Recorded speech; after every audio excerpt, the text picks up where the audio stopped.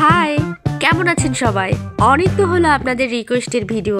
আসুন না এবার আমার পছন্দের একজন মানুষকে নিয়ে ভিডিও বানাই।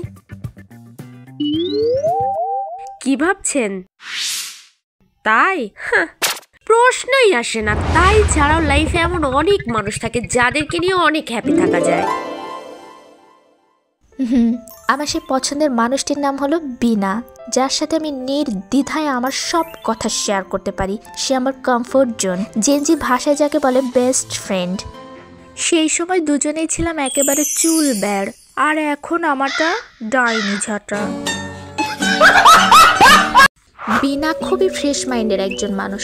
আমার ফ্যামিলির সবাই তাকে ভীষণ পছন্দ করে, ইভেন আমার বোনের আন্ডা বাচ্চারাও, আর বিনাও তাই। একটা কথা মনে পড়লো, আমার এক ম্যাচমেট বলতো, আপু স্কুল লাইফের বান্ধবীগুলোই হলো রিয়েল বান্ধবী, কারণ এখানে বাবা মার পজিশন দেখেও বন্ধুত্ব হয় না, আবার নোট আদান প্রদানের স্বার্থ থেকেও বন্ধুত্ব হয়ে ওঠে না। জীবনের এই সময়টা এসে আমারও কেন জানি এই কথাটা খুব বিশ্বাস করতে ইচ্ছে করে। স্কুল লাইফে আমরা ছিলাম 7 বান্ধবী, স্কুলের গণ্ডি পেরিয়েই হয়ে গেলাম ছন্নছাড়া, 7 জন 7 দিকে। মাঝের এই সময়টাতে আমাদের অনেক নতুন নতুন বন্ধু বান্ধবী হয়েছে, আর মনে হতো স্কুল লাইফ কি খ্যাত ছিলাম। তারপর পড়াশোনা শেষ করে যখন ফিরে আসলাম, তো আবার সেই আগের মতো। আসলে সবাই যা বলে ঠিকই বলে, বৃদ্ধকাল আর শিশুকাল নাকি একই হয়। বিনার সাথে আমার বন্ধুত্বটাও ঠিক এরকমই, স্কুল লাইফের মতোই, স্বার্থবিহীন, একেবারে সাদামাটা।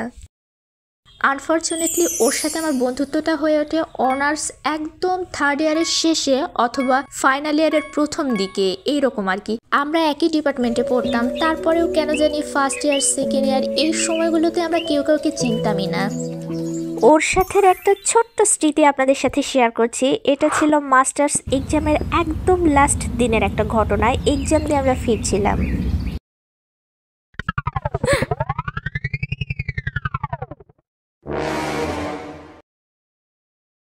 এখন কি হবে? আমি হেঁটে যাব কি করে?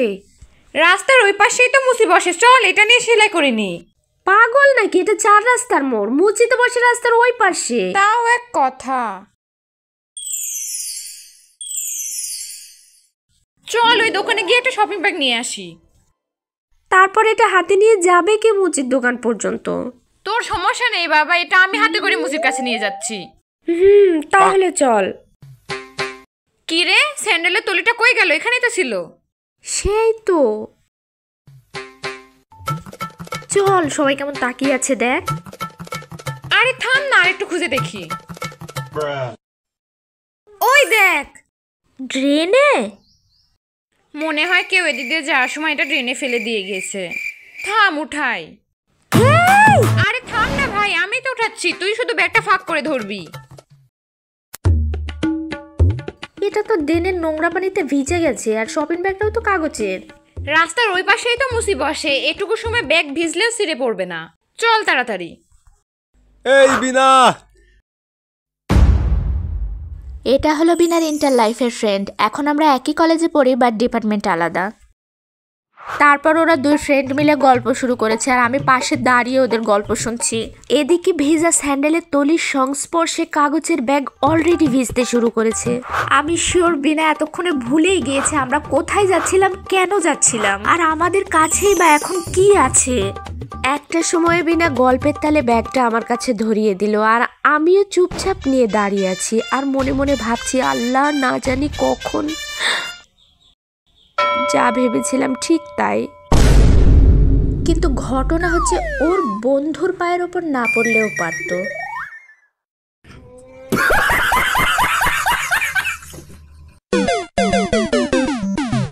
কি রে, তাহলে তোরা এসব কুড়াই বেড়াচ্ছিস?